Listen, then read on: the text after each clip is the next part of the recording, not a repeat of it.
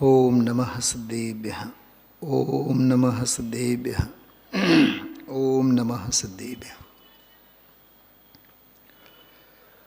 પરમાત્મ પ્રકાશ 6 નંબરની ગાથા સમય સારજીમાં જેવી રીતે છઠ્ઠી ગાથા અલૌકિક અને અપૂર્વ છે, એવી જ પરમાત્મ પ્રકાશમાં પણ આ છઠ્ઠી ગાથા અપૂર્વ ગાથા છે. છેલ્લા 2 દિવસથી આપણે પૂજ્ય ગુરુદેવ શ્રીના મોક્ષ પુરુષાર્થના સંદર્ભમાં આ ગાથા એની ટીકાનો સ્વાધ્યાય આપણે કરીએ છીએ.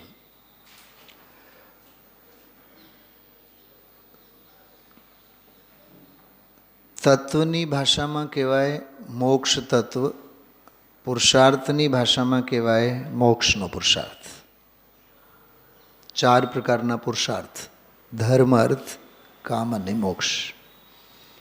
વીર્ય તો વેડફાય છે,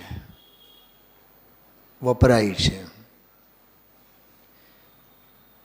ખ્યાલમાં આવ્યું સાહેબ? શું કીધું? વીર્ય તો વેડફાય તો છે જ, કેમ કે નિર્વીર્ય જીવ તો હોય નહીં. જીવ માત્રમાં વીર્ય છે. વીર્ય એટલે શક્તિ. તો શક્તિ તમે સારા અર્થમાં વાપરો કે ખોટા અર્થમાં વાપરો, જેમ ઘર પરિવારમાં પાણી તો વપરાય છે, એ પીવાતું હોય, રસોઈમાં હોય, કામમાં હોય કે નકામા કામમાં વપરાય તો છે જ. એમ રચના તો થાય જ છે.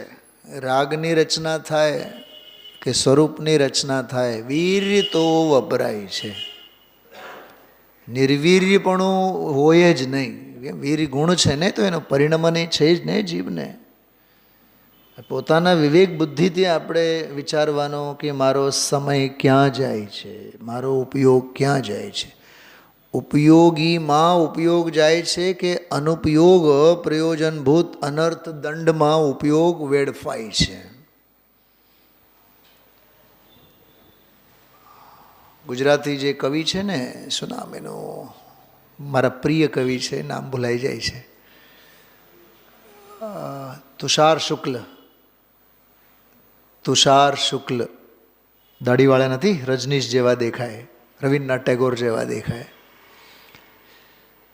હંમેશા એના વિડીયો વગેરે હું જોતો હોઉં છું. રોજ 1-2 તો ચોક્કસ જોવાનો જ. તુષાર શુક્લ બહુ સારા કવિ છે. રેડિયો સ્ટેશન અમદાવાદમાં અનાઉન્સર તરીકે હતા. એને એમ સાંભળવું, એની ભાષા, એની શૈલી મજા આવે આમ. એટલે ગુજરાતી ભાષાનો વૈભવ, ભાષાકીય ભાવ અદ્ભુત. બહુ મને એમ ગુજરાતી ભાષા અંગે પણ આમ માણવું હોય ને કમલેશભાઈ, તો હું ચોક્કસ એને સાંભળું એટલે સાંભળું છું. 2, 5, 10 મિનિટ માટે એના જુદા જુદા વક્તવ્યો આ તે બધા. એ એક વાત કહે છે, ભાષાને તમે વાપરોમાં, ઉપયોગમાં લો. હું આપને એમ કહું છું, ગુરુદેવશ્રીને વાપરોમાં, ગુરુદેવશ્રીને ઉપયોગમાં લો. ભાભી સુનિલભાઈ શાસ્ત્રીને વાપરોમાં, ઉપયોગમાં લો. ધર્મને વાપરોમાં, ધર્મને ઉપયોગમાં લો. જે દિવસો છે ને ભૂપતભાઈ, આપણને જે મળેલા નિવૃત્તિ જીવનના, એને વાપરી નહીં નાખો, એનો ઉપયોગ કરો. 7:30, 8 વાગે મંદિરે આવીએ છીએ, 2 કલાક 3 કલાક કેવળ રિટાયરમેન્ટ માટે. આમ સમયને વાપરોમાં, ઉપયોગમાં લો. આ વિદ્વત સમાગમ મળેલો છે, એને વાપરોમાં, ઉપયોગમાં લો. આ દેવગુરુ ધર્મ સિમંદર ભગવાન કે પૂજા પાઠ પ્રક્ષાલ કે વિધાન સમાજ કે સંસ્થા, એને વાપરોમાં, ઉપયોગમાં લો. ફટાક દઈને આમ હૃદયના ફાટક ખુલી જાય. કમલેશ કુમાર પંડિતજી સાથેની મિત્રતા છે કમલેશભાઈ, એ મિત્રતાને વાપરોમાં, મિત્રતાને ઉપયોગમાં લો. સાધર્મી વાત્સલ્ય છે, તો સાધર્મી વાત્સલ્યને વાપરોમાં, એને ઉપયોગમાં લો. અમદાવાદવાળા વેવાય વેવાણ, હા રાજકોટવાળા સાથેના સંબંધો છે, વાપરોમાં એને ઉપયોગમાં લો એમ કહે છે. આમાં સોનગઢમાં મકાન છે, વાપરોમાં ઉપયોગમાં લો. બધે લાગુ કરો આ વાતને તો બુદ્ધિ ભ્રષ્ટતા ખ્યાલમાં આવે અને કેટલો સદુપયોગ કરીએ છીએ આપણે બુદ્ધિનો એ ખ્યાલમાં આવે. ભાગ્યને વાપરોમાં, ભાગ્યને કામે લો, ઉપયોગમાં લો. બુદ્ધિ મળી છે સાહેબ, બુદ્ધિ મળી છે, બુદ્ધિને વાપરોમાં, ઉપયોગમાં લો. કાળલબ્ધિ મળી છે, કાળલબ્ધિને વાપરોમાં, કાળલબ્ધિને ઉપયોગમાં લો. ક્ષયોપશમ મળેલ છે, ક્ષયોપશમને વાપરોમાં, ક્ષયોપશમને ઉપયોગમાં લો.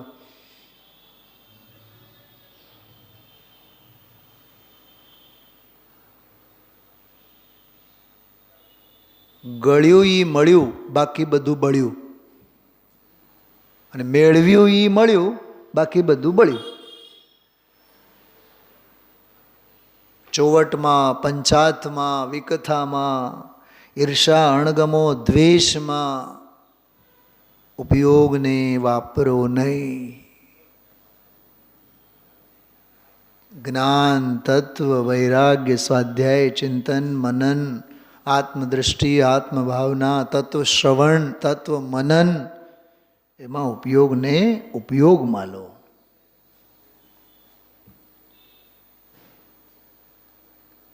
જેમ આચાર્ય કુંદકુંદ દેવે સમય હતો 8 દિવસનો, તો વિદેહ ક્ષેત્રની યાત્રા ખેડીને કેવો ઉપયોગ કર્યો અને એમનો ઉપયોગ આપણા માટે કેટલો કામ આવ્યો.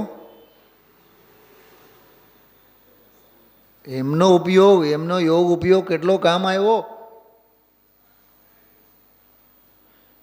આંગળી ઊંચી કરશો. કેટલા લોકોએ દર્શનસાર ગ્રંથ જોયું છે? મેં નથી જોયું. મારી પાસે PDF ફાઇલ જ છે, જો સ્ક્રીન ઉપર તમને દેખાય છે. અરે નસીબ સમજો કે શાસ્ત્ર જોવા મળે છે. સ્ક્રીન ઉપર જે દેખાય છે ને, આજે ગુરુદેવશ્રીએ 7 શાસ્ત્રોના કોટેશન આપ્યા, 7 ગ્રંથોના. પણ એ ગ્રંથમાં કયા શ્લોક અને કઈ ગાથા એ મેં બધું નોટ કરીને રાખ્યું છે, જાણી જોઈને. આમાં 1 મિનિટ માટે બોલી જાઉં છું, ગોતાગોત નહીં કરતા. સૌથી પહેલાં છડાળાની વાત કરી. 5મી ઢાળ નહીં, 5મો છંદ, ત્રીજી ઢાળનો 5મો છંદ, મુનિવ્રત ધાર અનંત બાર, એને 2 વખત 3 વખત યાદ કર્યા. નાટક સમયસાર 1લો અધ્યાય 11મો છંદ, સિદ્ધ સમાન સદા પદ મેરો વાળો જે કાવ્ય, એ યાદ કર્યા. છડાળાનો દાખલો આપેલો છે 61મા પાને, 62મા પાને નાટક સમયસારનો દ્રષ્ટાંત. દર્શનસાર જે સ્ક્રીન ઉપર તમને દેખાય છે, એ 43મી ગાથા છે. એમાં 43 નંબરની 50 જ ગાથાઓ છે દર્શનસારમાં. 50 ગાથાઓમાં દર્શનસાર ગ્રંથ પૂરો થાય છે. એમાં 43મી ગાથા છે. 64મા પાને આમાં પ્રવચનમાં યાદ કર્યા. મોક્ષ પાહુડ, અષ્ટપાહુડ 16મી ગાથા, પર દવાઓ દુગઈ, દુર્ગતિ અને સુગતિ 66મા પાને યાદ કર્યા. પુરુષાર્થ સિદ્ધિભાઈ 44મો શ્લોક, એ 67મા પાને હિંસાના સંદર્ભમાં યાદ કર્યા. યોગસાર, જો પરમાત્મ પ્રકાશ ઉપર પ્રવચન ચાલે છે અને યોગસાર યાદ કરે છે. 71મી ગાથા, દરેક જગતમાં પાપને પાપ તો કહે છે, પણ પુણ્યને પણ વિરલા જ્ઞાની હોય એ પાપ કહે છે. 68મા પાને. અને છેલ્લે રહી સહી વાત ભગવદ્ ગીતા, મહાભારત મહાકાવ્ય ભગવદ્ ગીતા, યદા યદા હિ ધર્મસ્ય ગ્લાનિર્ભવતિ ભારત, એની જો જરીક લીટી ગુરુદેવશ્રી બોલી ગયા 70મા પાને. આ 7 શાસ્ત્રોના દાખલો આપ્યા. ઉપયોગને આમ ઉપયોગમાં લો. સ્વાધ્યાય તો પછી કરીએ સાહેબ, પહેલાં અભ્યાસ કરવાની કેળવણી મેળવો.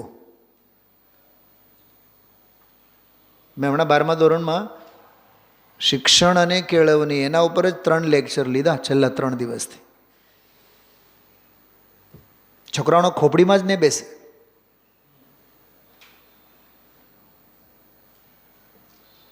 એમ સમજે કે પુસ્તકી જ્ઞાન બસ જ્ઞાન શિક્ષણ, એ શિક્ષણ જ છે, કેળવણી નથી. ગઈકાલે મેં પૂછ્યું કે ગુણીમાંથી સીધા ઘઉં કાઢીને તમે રોટલા બનાવી શકશો? છોકરા કહે કે ના, લોટ જોઈએ. સરસ, ડબ્બામાંથી સીધા લોટમાંથી રોટલા થાય?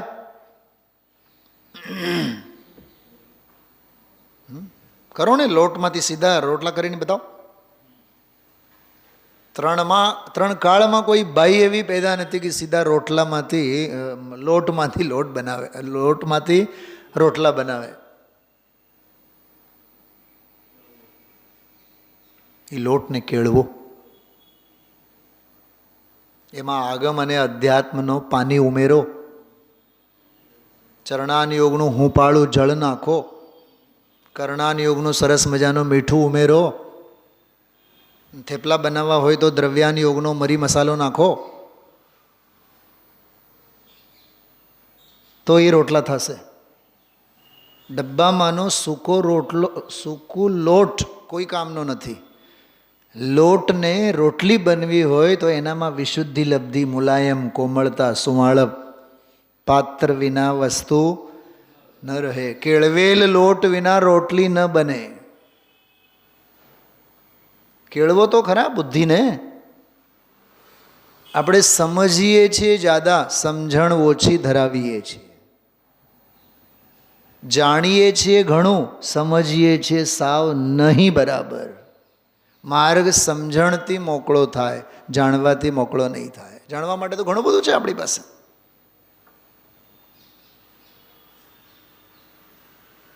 બહુ બુદ્ધિને કેળવવા જેવું છે. મોક્ષને માથે કેમ કરીને લે છે, તીર્થંકરો ગણધરો કાંઈણમો સિદ્ધાણમ બોલે છે. કાં સિદ્ધ સર્વસ્વ છે, કાં મોક્ષ સર્વસ્વ છે. મોક્ષમાં એવું શું દાટેલું છે જેને બધા માથે લઈને ફરે છે? હા,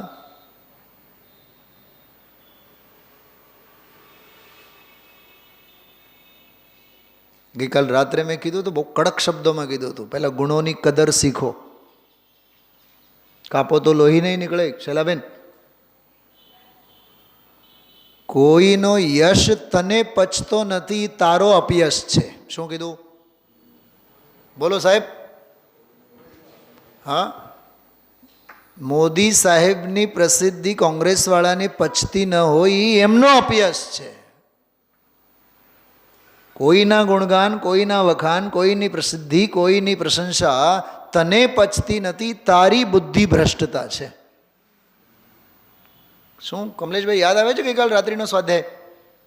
હા, ગુણી તો તમે છો, ના નહીં, પણ ગુણાનુરાગી નથી. અને ગુણાનુરાગી તમે નથી એ સૌથી મોટો તમારો દુર્ગુણ છે. શું કીધું? તમે ગુણવાન ખરા, ગુણાનુરાગી પણ તારામાં નથી. અને ગુણાનુરાગી પણ નહીં હોવું એ સૌથી મોટો દુર્ગુણ છે. હરેક શિક્ષકને વિદ્યાર્થીના સારા અક્ષરો જોઈને એને વખાણ કરવાના ભાવ નહીં થાય, પીઠ થાબડવાના ભાવ નહીં થાય. કમલેશભાઈ,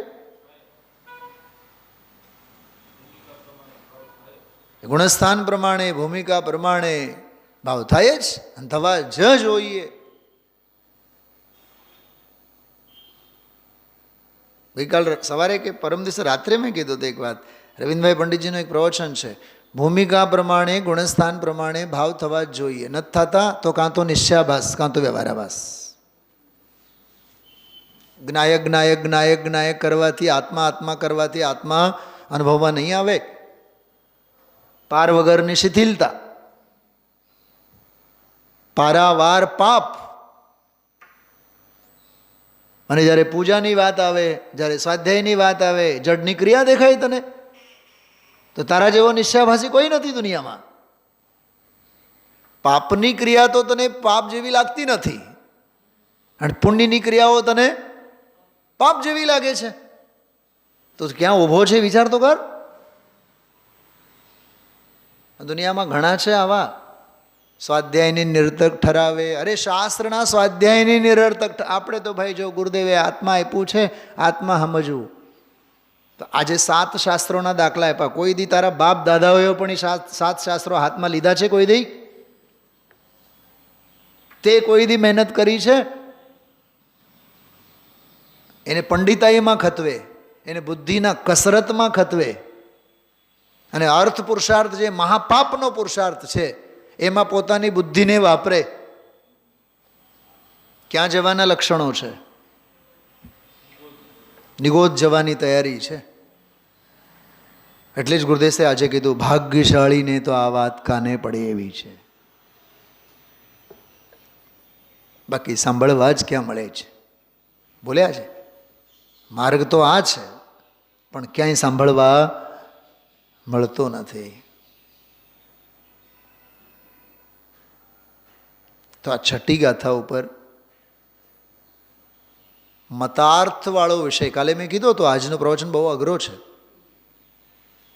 વૈશેષિક મતવાળા એમ માને બુદ્ધિ સંસ્કાર વગેરેનો અભાવ જ્યાં થાય એ નિર્ગુણપણું એનું નામ મોક્ષ છે.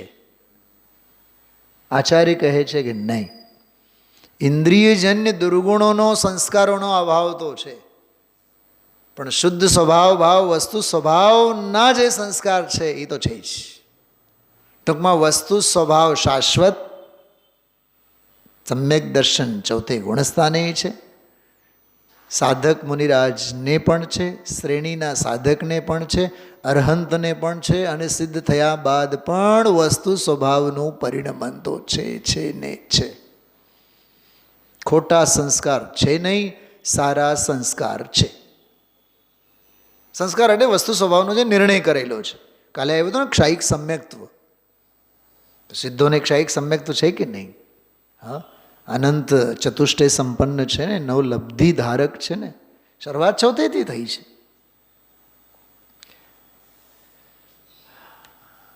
બીજમાં બીજ છે કે ચંદ્ર છે? બોલો સાહેબ, બોલો. તિથિ જોયા તમે પંચાંગમાં બીજ, આબમાં શું દેખાય છે? બીજવાળો ચંદ્ર દેખાય છે કે ચંદ્ર દેખાય છે? તો વિચારીને બોલો. દિલીપભાઈ સ્વર્ગમાંથી સાંભળે છે, વેવાઈ શું જવાબ આપે છે? બીજને જોયા ને, તમને ચંદ્રને જોવાની આવડત જ નથી. જેને ચંદ્ર દેખાય એને બીજ દેખાય, અરે જેને દ્રવ્ય દેખાય એને પર્યાય દેખાય. એમ સાહેબ આજે તો બીજ છે, એ તો પંચાંગ જોઈને બોલો. ના નહીં, પણ આભમાં જ્યારે નજર નાખો તો બીજ ન દેખાવી જોઈએ, ચંદ્ર નજરે પડવો જોઈએ. ચલો ઠીક, બીજના દિવસે ચંદ્ર, પૂનમના દિવસે શું દેખાવું જોઈએ? ને પૂનમની પનોતી જેની માથે હોય ને એને ચંદ્ર નહીં દેખાય, ચંદ્ર જ નજરે પડવું જોઈએ. આજે 14 છે ને પૂનમ છે, ચંદ્ર તરફ મીટ માંડીને બેઠો હોય, ઊભો હોય અને કંઈક જો તો ખરા આજે પૂનમ છે. હે મૂરખ, તું પર્યાય દ્રષ્ટિવાળો છે, તને ચંદ્ર નથી દેખાતો. અને ઓલો બીજના દિવસે પણ ચંદ્રને નિહાળે છે, અને તને પૂનમના દિવસે પણ પૂનમ જ દેખાય છે, ચંદ્ર નથી દેખાતો. અરે સમ્યક જ્ઞાનમાંય જ્ઞાન આત્મા, અને કેવળ જ્ઞાનમાંય જ્ઞાન આત્મા. સમ્યક જ્ઞાનમાં પણ સમ્યક જ્ઞાન નહીં દેખાય, અને કેવળ જ્ઞાનમાં પણ કેવળ જ્ઞાન નહીં દેખાય, જ્ઞાન જ દેખાય, દ્રવ્ય સ્વભાવ જ દેખાય. વીટી સોનું, કાનની બાલી સોનું, બંગડી સોનું. કેમ એમાં બધે સોનું દેખાય? તો બીજમાં ચંદ્ર કેમ ન દેખાય? પૂનમમાં પૂનમ ક્યાં દેખાય? ચંદ્ર ક્યાં ન દેખાય?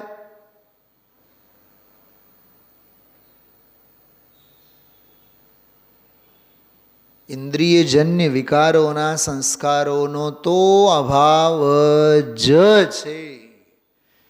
એ જો રહે તો મોક્ષ નહીં થાય, પણ વસ્તુ સ્વભાવના સંસ્કારો તો રહે અને રહે. ચોથે આંશિક હતા, બીજવાળા હતા. શ્રેણીમાં 14, 5મ, 6ઠ, 7મ, 8મ વાળા હતા, અને સિદ્ધત્વમાં પૂનમવાળા છે. પણ વસ્તુ સ્વભાવના સંસ્કારો તો છે ને છે, અને ઓલા નથી એટલે નથી. આ નાસ્તિ અને અસ્તિ, અસ્તિ અને નાસ્તિ અને કાંતવાળો બોલ છે. કોઈ એવો વૈશેષિક, તમે લોકો વૈશેષિક શબ્દ સાંભળ્યું છે બધા?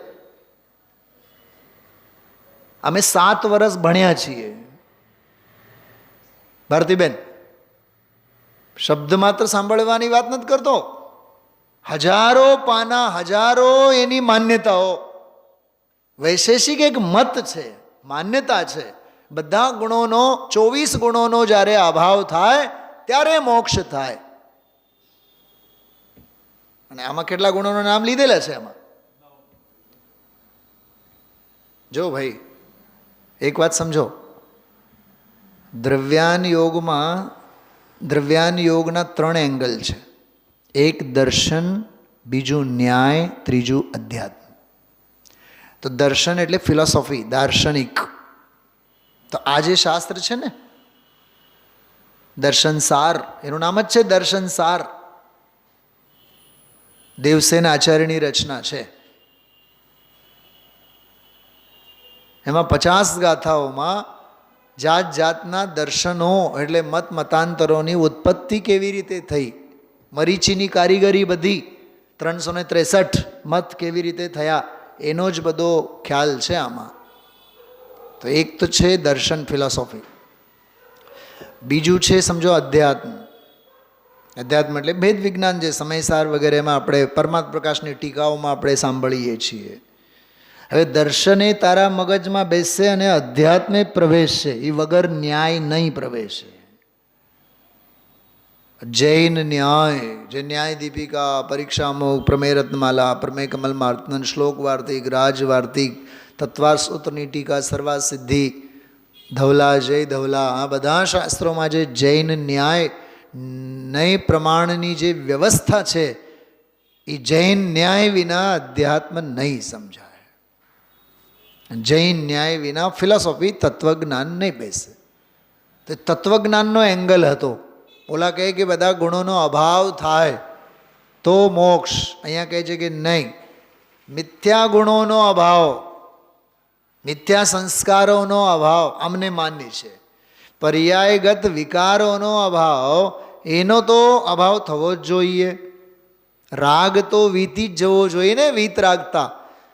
પણ સ્વભાવ ભાવ તો જેમાં રહે છે, સ્વરૂપ અને સ્વભાવની દૃષ્ટિ, એનું જ્ઞાન, એનું આચરણ, તો એ શ્રદ્ધાના સંસ્કાર, જ્ઞાનના સંસ્કાર, ચારિત્રના સંસ્કાર, મોક્ષ માર્ગના સંસ્કાર. સંસ્કાર એટલે હજી સમજો, જે સદમસ્ત અવસ્થામાં નિર્ણયમાં લેવાય છે એની વાત નથી. એની જે ધારા ગાઢ પ્રગાઢ રૂપે રહે અને રહે જો.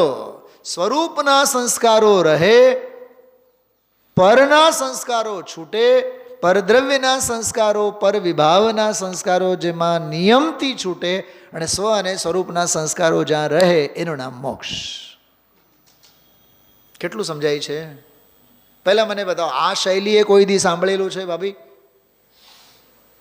આખી જિંદગી આત્મા જ કર્યું છે આપણે.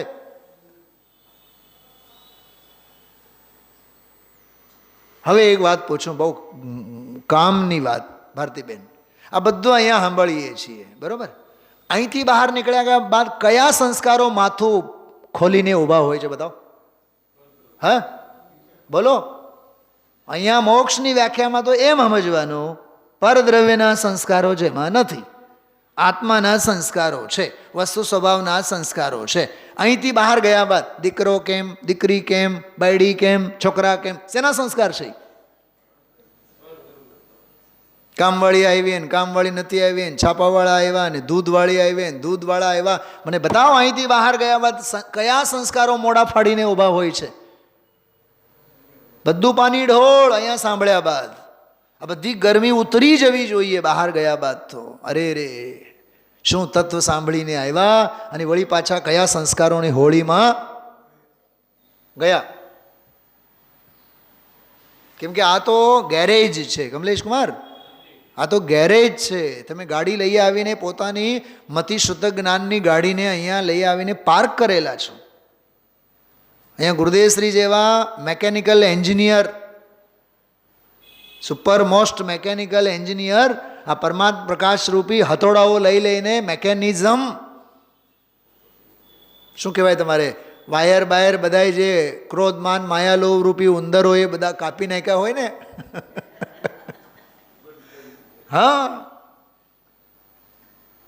એ મને ગઈકાલ પરમ દિવસે જ ઘટના બની એટલે મને એ બધો રૂપક યાદ આવે છે. એટલે ગુરુદેવશ્રી બધા તાર બાર વાયર બાયર જોડીને કોમ્પ્રેસરમાં કંઈક હવા બાવ ભરેલી હતી. હા, એ બધો કચરો કાઢી અને પછી કહે કે ભાઈ જો પરદ્રવ્યના સંસ્કાર રૂપી કોમ્પ્રેસર બગડેલું છે, એ તમારે હવે હાર્ટ રિપ્લેસ કરવું પડે. હવે તત્વજ્ઞાન રૂપી સાહેબ તમારે જે કરવો એ કરો. કષાય રૂપી કચરો કાઢો અને તત્વજ્ઞાન રૂપી તમે ગેસ ભરો. લીકેજ ન થવું જોઈએ. પણ સાહેબ પકડાતું નથી, લીકેજ ક્યાંક થયેલો છે, કુલિંગ નથી આવતું ને બહારથી તો જોઈએ. સાચું હા તમને કહું, એ i10ની વાત કરો, 2 દિવસથી જોયા રાખ્યા, બહાર સાહેબ કાંઈ છે જ નહીં. સમજો, મને જેવું યાદ આવ્યા, દેવ પૂજા, ગુરુ પાસથી, સ્વાધ્યાય, સંયમ, સોનગઢ, બહારના 6 આવશ્યકોમાં ક્યાંય કોઈ લીકેજ નથી. પણ સાહેબ અંદરમાં કુલિંગ નથી આવતું. બધું પોસ્ટમોર્ટમ કરવું પડે. બોલે શું કહેવાય, બોનેટ ફ્રન્ટ, કે સાહેબ છે ને એ બોનેટ કાઢવું પડશે. કાઢો, એના માટે જગ્યા જોઈએ, લઈ જાઓ. તમે જોજો બધું પાથરનું પાથરીને એનું પછી 10 મિનિટનો તો વિડીયો મને મોકલ્યા એણે. મેં કીધું ઓહો, લોકા લોક ઝલકતે જિસમે. તમે વિચાર તો કરો, એક જડ ગાડી વાહન હોય, બહારથી તો ક્યાંય લોચો નહીં, પણ અંદરમાં લોચો ક્યાંક ને ક્યાંક તો છે જ. પછી કહે કે સાબુ લગાડીને પછી લીકેજ ગોતવું પડે. ઓહો હો, મેં કીધું નાટક સમયસારમાં અમારા બનાસદાજી એ જ તો કીધું છે, ભેદ જ્ઞાન સાબુ ભયો. મને એ જ યાદ આવ્યું સહેલાબેન, એ કે સાબુ લગાડીને લીકેજને ગોતવું પડે. ગોત્યું, મળ્યું. મને સાહેબ છે ને એ બધું કાટ ખાઈ ગયેલું છે, બદલાવવું પડશે. કરો રિપ્લેસ. મેં કીધું એમ અહીંયા આ વિષય ભોગ આદિકના સંસ્કારોનો જે કાંઈ ડુચ્ચો ભરાયેલો છે ને એને કાઢી નાખવું પડે. અને તત્વની શ્રદ્ધા, તત્વનું જ્ઞાન, તત્વનું આચરણ, તત્વની ભાવના, એ નવો જે કાંઈ શું કહેવાય સોફ્ટવેર અંદરમાં ચીપ ભરવી પડે. એમાં સાહેબ આટલો ખર્ચો થશે, ખર્ચાનો તમે વિચારતા જ નહીં, બોલતા જ નહીં. એમ ગુરુદેવશ્રી કહે છે પુરુષાર્થ ઘણો કરવો પડે. સાહેબ અમે અનંત પુરુષાર્થ કરવા તૈયાર છે, તો આવો, કેમ કે પાત્ર વિના વસ્તુ ન રહે. અહીંથી બહાર ગયા બાદ વળી પાછું ઈ જ, અચ્છા આજે નાસ્તો કરીને આવ્યા હતા. અરે ભાઈ, અહીંયા પરદ્રવ્યના સંસ્કારની હોળીની વાત ચાલે છે અને હજી ખાધા કી નહીં, પીધા કી નહીં. હા, દીકરા શું કરે, દીકરો શું કરે. અને જર્મની પહોંચી ગયો, ઠંડી ત્યાં કેવી છે? એ ઠંડીને તારે શું લેવું દેવું? તું શોલ ઓઢીને આવ્યો છે ને, શાંતિથી બેસ ને. પણ મને સાચું કહો, તમે અહીંથી બહાર ગયા બાદ શેની વાતો કરીએ છીએ આપણે? શેની વાતો વાગોળીએ છીએ? બોલો શૈલાબેન. હા, હવે કેમ છે તમને? જેમ છે તેમ છે. સાચું કહું છું તમને, આ 4 દિવારીની અંદર બેઠા બેઠા આ બધી વાતો સાંભળવી બહુ સહેલી લાગે, પણ સંસ્કાર તો એ પરદ્રવ્યના જ છે માથે. સ્વભાવના સંસ્કારો ઉમેરાતા નથી અને પરદ્રવ્યના સંસ્કારો ઉતરતા નથી, જાતા જ નથી. સોનગઢની હિંગ કરતા ખતરનાક છે. સોનગઢની હિંગની ગંધ તો જાય ખરી, આ મોહની ગંધ તો બોલો. વેવાણ ઓફ નવરંગપુરા. મિતા ભાભી હવે હારું ને, અરે હારું જ છે, એ સામાયિકમાં જ હોય છે. એને હું એને હારું પૂછીને તમે અંતરાય કરો છો સાહેબ. એકલા તમને ગેમ ગમતું હશે, અરે અનંતા સિદ્ધો એકલા છે. વિદેહ ક્ષેત્રમાં આચાર્ય કુંદ એકલા જ ગયા હતા, ગામને ભેગું લઈને નતો ગયા. એકલા જ આવ્યા છો, એકલા જ આવ્યા છીએ અને એકલા જ જવાનું છે, રહેવાનું છે. પણ સંયોગોની સમીક્ષા સિવાય ચેન પડતું નથી. કૃપાળુદેવની ભાષામાં કહેવાય દેહાધ્યાસ. શું કહેવાય એને? દેહાધ્યાસ.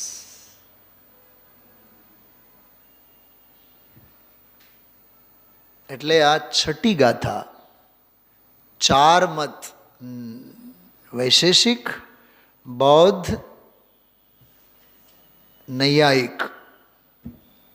વૈશેષિક, બૌદ્ધ, નૈયાયિક અને હજી એક છે સાંખ્ય. હા, વૈશેષિક, બૌદ્ધ, સાંખ્ય અને નૈયાયિક. આ ચાર મતાર્થ એની માન્યતામાંનો પહેલો આજે પૂરો થયો. હજી નોંધ વૈશેષિક વાળાને લીધી. વિશેષ ગુણોને માનનારા એના અભાવે મોક્ષ થાય. બૌદ્ધોની ખબર કાલે લેશે, સાંખ્યની ખબર કાલે લેશે. સાચું કહું, મને શું વિચાર આવતા હતા, આ પ્રવચન મતાર્થવાળું નથી, ભાવાર્થવાળું છે. શું કીધું?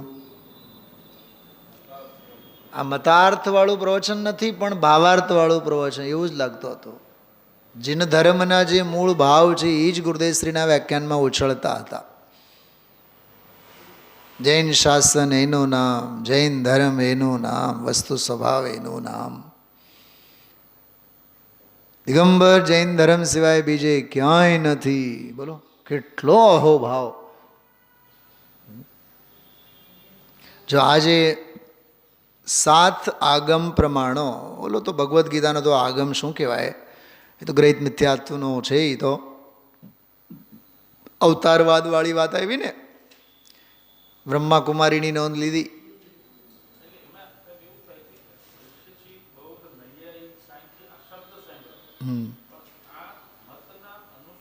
આ મતોની માન્યતાઓ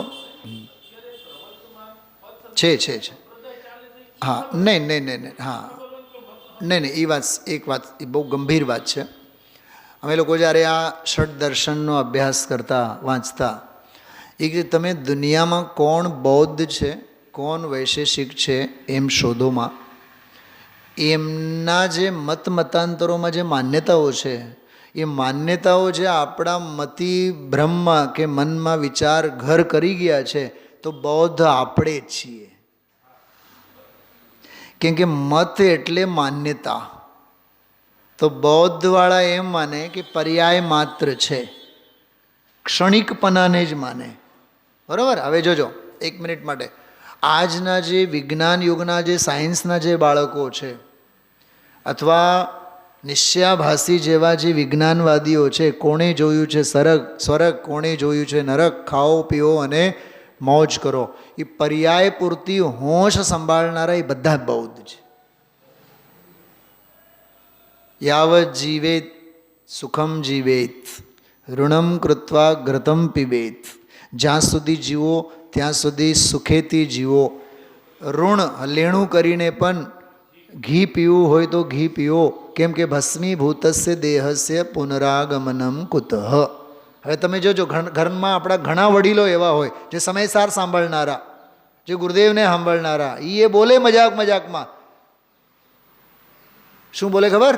ઉંમર છે, ખાઓ પીઓ, મજા કરો, બધું ખવાય, બધું પીવાય, હજી ઉંમર છે તો બધે રખડી આવાય. એ કોણ છે? એવું બોલનારા એ બૌદ્ધ છે. મોક્ષ પાવડની ભાષામાં કહીએ 16મી ગાથાવાળા છે. પજ્જય મોડાહી પર સમયા. અને પર્યાય દ્રષ્ટિનો ફળ નિયમથી નિગોત છે. થોડુંક વિચારો, એ રખડવાના ભાવ, ખાવાના ભાવ, પીવાના ભાવ, મોજ શોકના ભાવ, પહેરો ઓઢો. ગુજરાતીમાં નથી કહેતા, જ્યાં સુધી દીકરી મોટી ન થઈ,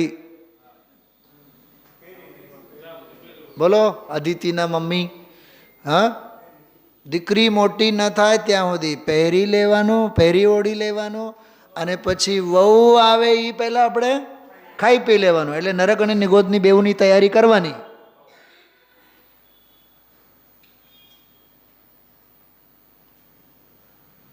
જૈન દર્શન સંયમની શિક્ષા આપે છે, વૈરાગ્યની શિક્ષા આપે છે. વૈરાગ્યની વાત કરે એ જૈન દર્શન, વસ્તુ સ્વભાવની વાત કરે એ જૈન દર્શન, વસ્તુ સ્વભાવના સંસ્કારની વાત કરે, શાશ્વત સંસ્કારની વાત કરે, એનું નામ જૈન દર્શન. સંભળાય છે? હું ક્યાંથી બોલું છું? આ પહેલી માન્યતા, પહેલો બોલ. બૌદ્ધ નહીં, વૈશેષિક. એ વૈશેષિકવાળી જે માન્યતા છે, હા, નિર્ગુણ, ગુણ ન રહે, બધું શૂન્ય થઈ જાય, કે શૂન્ય પુણ્ય કાંઈ નહીં થાય, એટલે જ મોક્ષને માથે લઈને ફરે છે. જો કે આ એકબીજા સાથે ઘણા બધા આમ સંકળાયેલા છે બધા. કોઈ દ્રવ્યને માને, કોઈ ગુણને માને, કોઈ આને માને, કોઈ તો. સાંખ્યવાળા તો કહે છે કે ભાઈ બસ અમે તો ભગવાન છે, અમારે ક્યાં ભગવાન થવું છે, આત્મા તો નિત્ય શુદ્ધ જ છે. તો જગતમાં જે નિશ્ચયાભાસી જેવા છે ને, આત્મા તો શુદ્ધ છે, મોઢામાં ભરેલો હોય રસગુલ્લો, અને કહે કે આત્મા ક્યાં ખાય છે, રાત્રે ખાતો હોય, વળી પાછો સામેવાળાને અચ્છા તમે નથી ખાતા કેમ? એ મારે પણ આમ તો વિચાર તો બહુ થાય છે, 75 વર્ષની ઉંમર હોય, 80 વર્ષની ઉંમર હોય, અને સામેવાળાને એમ કહેતા એટલે હવે અમે પણ વિચારીએ છીએ કે રાત્રિ ભોજનનો ત્યાગ કરીએ. હવે હું 80-90 વર્ષની ઉંમરમાં રાત્રિ ભોજનનો ત્યાગ કરશો તમે? આખી જિંદગી રાત્રિ ભોજન કરી કરીને પાપ તો ઘણો કમાયો છે, ઘણું છે, નરકમાં જવા માટે એટલું પૂરતું છે. શિથિલતાનો પાર ન મળે,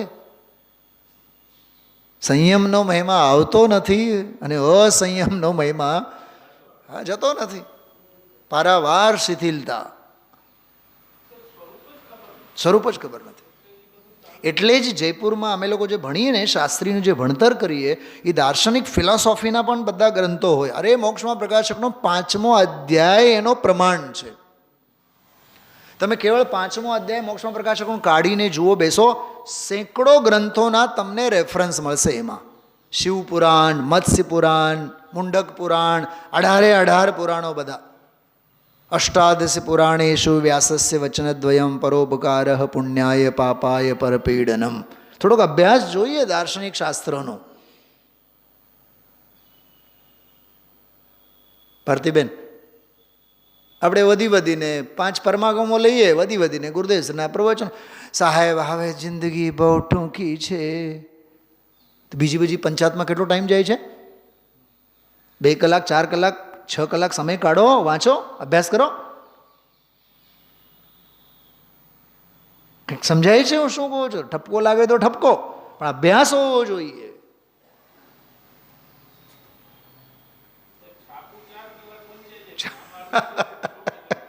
છાપું 4 કલાક. કાલે મેં કીધું હતું કમલેશભાઈ, યાદ છે તમને? પંડિતજીની મેં વાત કરી હતી. છાપું આપણે શાસ્ત્રની જેમ વાંચીએ છીએ, અને શાસ્ત્રને આપણે છાપાની જેમ વાંચીએ છીએ. ઘરે આપણે શાસ્ત્રને છાપાની જેમ રાખીએ છીએ, અને છાપાને શાસ્ત્રની જેમ રાખીએ છીએ. વિચારો મહિમા શેનો છે, વિકથાનો કેટલો મહિમા છે. જો આ ગાથા જુઓ તમે, સમયસાર ગ્રંથ છે ને આપણો, સમયસાર, બધેમાં પ્રસ્તાવનામાં શરૂઆતમાં છપાયેલો છે ગ્રંથ. આ ગાથા જો આ સમયસાર છે ને, કોઈ દી પ્રસ્તાવના બધા ફોટા વાંચતા જાઓ, એમાં એ ગાથા લખેલી છે. સમયસારની સ્તુતિ અને ગુરુદેવશ્રીની સ્તુતિ બધી લખેલ છે ને એમાં. જો આ ગાથા અહીંયા, જય પૌમણંદિણાઓ સિમંદર સ્વામી દિવ્યણાણેણ. મારી તરફ જો, સ્ક્રીન ઉપર તો જુઓ જ, પણ આમાં જો આ ગાથા પ્રસ્તાવનામાં આમાં આપેલી છે ગાથા. નણિવો હઈ તો સમણાકહમ સુમગ્ગમ પયાણંતી. કેવી રીતે અમે સન્માર્ગને પામત. હા, શું કહે છે? મહાવિદેહ ક્ષેત્રના વર્તમાન તીર્થંકર દેવ શ્રી સિમંદર સ્વામી પાસેથી મળેલા દિવ્ય જ્ઞાન વડે શ્રી પદ્મનંદીનાથે બોધ ન આપ્યો હોત તો મુનિજનો સાચા માર્ગને કેમ જાણ. આચાર્ય દેવસેન દર્શન સાર ગ્રંથમાં આચાર્ય કુંદના વિદેહ વૃત્તાંતને એવી રીતે વાગોળ્યા છે, વર્ણવ્યા છે. એનો આ એક અંશ આજના પ્રવચનમાં આવ્યો. આ ગાથા તમારે મૂકેલી જ છે સ્ક્રીન ઉપર. હા, તો આજનો જે આખો 98 નંબરનું પ્રવચન હતું, છઠ્ઠી ગાથા. હા, એ આ છઠ્ઠી ગાથા ઉપર અદ્ભુત વિવેચન. મેં આજે સ્વાધ્યાયમાં બેઠો ને ત્યારે 5-1 મિનિટમાં એક બહુ વિચિત્ર કામ કર્યું. 85-86 નંબરની ગાથા, પહેલા ભાગની. એના પછી એ 8 ગાથાઓનું 12મું સ્થળ જ્યાં પૂરું થાય પછી 13મું સ્થળ એટલે છેલ્લો અંતરાધિકાર. પહેલાં મહાઅધિકારનો છેલ્લો જે અંતરાધિકાર છે એમાં 13 ગાથાઓ છે. એ 13 ગાથા 13મું પ્રકરણ છે, એમાં 31 ગાથાઓ છે. તો સહેજ આજે મને એક વિચાર આવ્યો, મેં કીધું આ જોઈ તો લઈએ કે 31 ગાથાઓની ઉત્થાનિકામાં શું છે. તો મને તો એટલો આનંદ આવ્યો, મેં તો ઘણીવાર આપ સૌને અહીંયા વાત પણ કરી છે. આ 31 ગાથાઓમાં એકબીજા સાથે કોઈ રિલેશન નથી, કોઈ સંબંધ નથી, બરાબર. બધી ગાથાઓ છૂટક છૂટક જુદી જુદી ગાથાઓ છે. હવે સાંભળજો, 93 નંબરની ગાથાથી 123 નંબરની ગાથા સુધીનો વિષય, 31 ગાથાઓનો. એમાં ગાથાઓ પ્રસ્તુત કર્યું તો ગાથાઓ પહેલાં જે ઉત્થાનિકાઓ લખી છે કેટલી તાકાતવાળી છે, કેવી કામની છે. 93 નંબરની ગાથામાં લખે છે, પુણ્ય પાપ આદિરૂપ પરમાત્મા નથી તો પછી કેવો છે? શું કીધું?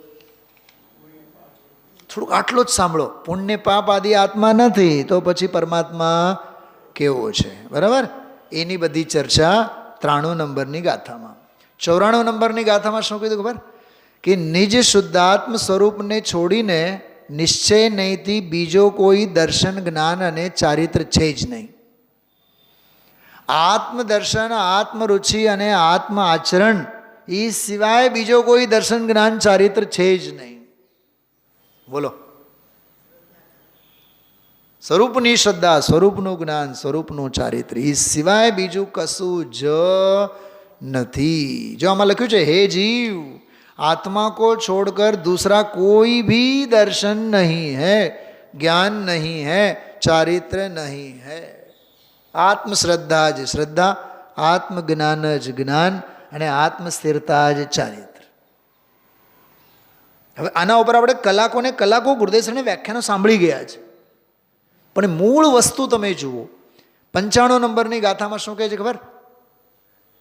નિશ્ચય નહીંથી વીતરાગ ભાવ સ્વરૂપ જે પરિણત આત્મા છે એ શુદ્ધાત્મા જ નિશ્ચય તીર્થ છે, ગુરુ છે, દેવ છે. તો આમ તમે જુઓ ગાથાઓ વચ્ચે કોઈ રિલેશન નથી, પણ આમ તમે જુઓ તો સળંગ ધારા વહે છે. હું એ રીતે ગાથાનો હંમેશા સ્વાધ્યાય કરું, વાંચું, એક વાર નહીં 10 વાર. તો આચાર્યોના ચિત્તમાં તત્વજ્ઞાનની કેવી અધ્યાત્મની ધારા વહે છે એ ખ્યાલમાં આવે. ક્યાં મહાલે છે મુનિ ભગવંતો. 96 નંબરની ગાથામાં લખ્યો, આત્મ સ્વરૂપ જ સમ્યક દર્શન છે. મને તો આ ગાથા તો ઓર અલૌકિક લાગી. એટલે જ આમાં કહે છે આત્માનું ધ્યાન કરવા જેવું છે. 96 નંબરની ગાથા.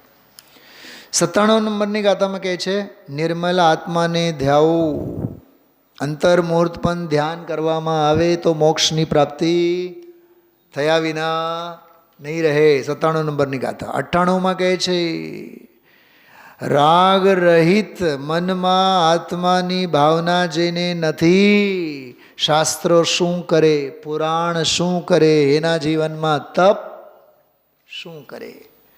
ખ્યાલમાં આવ્યું? એવી જ રીતે 99 નંબરની ગાથામાં એમ કહે છે, આત્માને જાણતા બધું જ જણાણું. બોલો, આમ જો એ સળંગ જો જબરદસ્ત બધા ક્રમ. હા. 100 નંબરની ગાથા કહે છે, વળી પાછો એને જ લોકાલોક દેખાય, દર્પણ દેખાય, આ તે બધું. એટલે આખું તમે આચાર્યના ચિંતનમાં તત્વની અપ્રત્ય ધારાને જુઓ તમે. એટલે આવું આમ મૂળ શાસ્ત્ર રાખો અને પ્રવચન, ટીકા બધું મૂકો થોડીક વાર માટે. 5 મિનિટમાં 10 મિનિટમાં બધી જ ગાથાઓની મૂળ વિષય વસ્તુ વાંચો અને આંખો બંધ કરીને વિચારો આપણે શું વાંચ્યું. ખબર પડશે કે યોગિંદુ દેવના ચિત્તમાં શું છે. યોગિંદુ દેવનું હૃદય કેવા તત્વજ્ઞાનથી ધબકે છે. આ બધા ટ્રિક્સ છે. તત્વજ્ઞાન અને આને માણવાના બધા ટ્રિક્સ છે. ઘણી વાર મને બીક લાગે, હા બધું રહસ્યની વાતો તમને કહું તો પછી ગણધરની ગાદીએ તમે જ બેસશો, પછી મારે બેસવાનો વારો જ નહીં. હું તો ઈચ્છું છું આવો બેસો,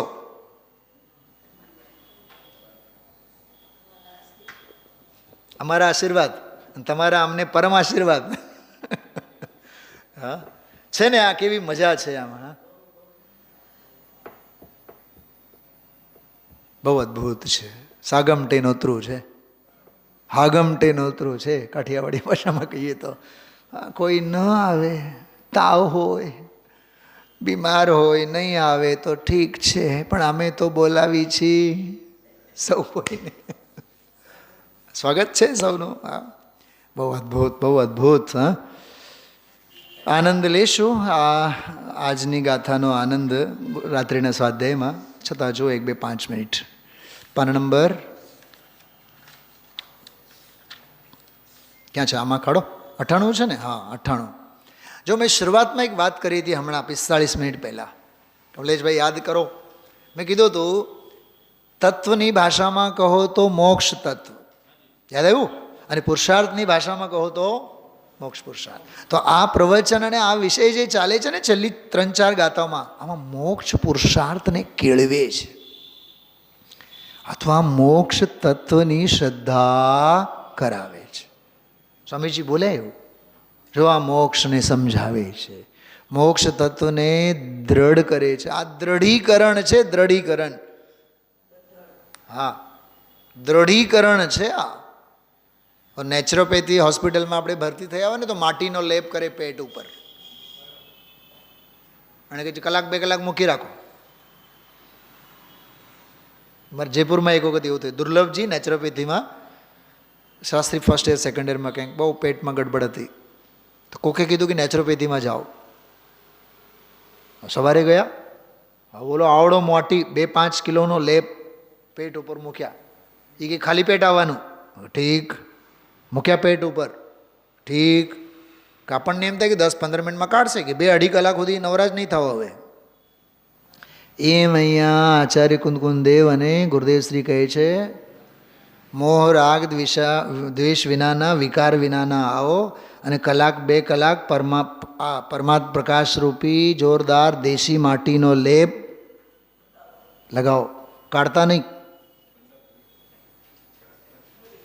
ભૂલી જાઓ બીજું બધું. આ નેચરોપેથી છે, નિસર્ગોપચાર આ છે સાચો. હા આધ્યાત્મિક નિસર્ગોપચાર છે ને, ગજબનું છે બધું. જો ગુરુદેવજી કેવું સરસ બોલે છે, 9 તત્વ છે એમાં મોક્ષ તત્વની શ્રદ્ધા કરે છે. જો અનંતનો મહિમા જો. પાના નંબર 59 નીચે, સાવ નીચે જુઓ. સિદ્ધ તો સિદ્ધમાં છે, પોતાના સ્થાનમાં છે, પણ અલોક છે ખાલી. કેટલો? અનંત અનંત અનંત અનંત અનંત અનંત અનંત. ચારે બાજુ ક્યાંય અલોકનો અંત નહીં આવે. અનંત અનંત અનંત અનંત અનંત અનંત યોજન ચાલ્યા જાય એમ ને એમ આકાશમાં. તો આકાશનો ક્યાંય અંત નથી. અંત હોય તો પછી શું? એ ગજબ વાત છે ભાઈ. ક્ષેત્રનો સ્વભાવ પણ કેવો. હવે સાંભળો, હવે ગજબની વાત. કમલેશ કુમાર, આ તો ક્ષેત્રની અનંતતાની વાત કહી. અહીંયા કહે છે એનો આ આત્મા ક્ષેત્રજ્ઞ છે, એને જાણનારો ક્ષેત્રજ્ઞ છે. જાણનાર તો એ છે. 60 નંબરના પાના ઉપર જો, બીજો ત્રીજો ફકરો, એમાં છેલ્લી લીટી ઝીણી છે વાત ભાઈ બહુ. મોક્ષને જાણવો અને માનવો. પછી જો હવે નિશ્ચયાભાસી જેવાની નોંધ લીધી. આત્મા પરિપૂર્ણ અતિન્દ્રિય સ્વભાવ, એની દ્રષ્ટિમાં અનુભવ કરતાં જે સમ્યક દર્શન થાય, એ સમ્યક દર્શનમાં મોક્ષની આવી પ્રતીતિ હોય. આમ મોક્ષ કરે, સિદ્ધ કરે, પણ મોક્ષ શું છે એની પર્યાયમાં કેટલી પવિત્રતા પ્રગટ થઈ છે, અને છતાં તે જેને જાણે છે તેનામાં એ જતો નથી, તેનું તેને જ્ઞાન થાય છે. આવું એનો મોક્ષનો સ્વરૂપ છે. હવે જોરદાર વાક્ય આવ્યું જો, ઇન્દ્રિય જનિતનો અભાવ છે અને કેવળ જ્ઞાનનો અભાવ નથી. છેલ્લી વાત સાંભળો, ઇન્દ્રિય જન્ય જેટલું છે એ સર્વનો અભાવ છે, અને અતિન્દ્રિય જન્ય જેટલું છે એ સર્વનું સદ્ભાવ છે. એનું નામ મોક્ષ. આ પહેલા બોલમાં એટલું જ કહેવા માગે છે. બાકી વિશેષ આ વ્યાખ્યા ગુરુદેવ શ્રીના પ્રવચનની સમીક્ષા વગેરે આપણે વિશેષ કરશું. ઓમ નમઃ સિદ્ધેભ્ય.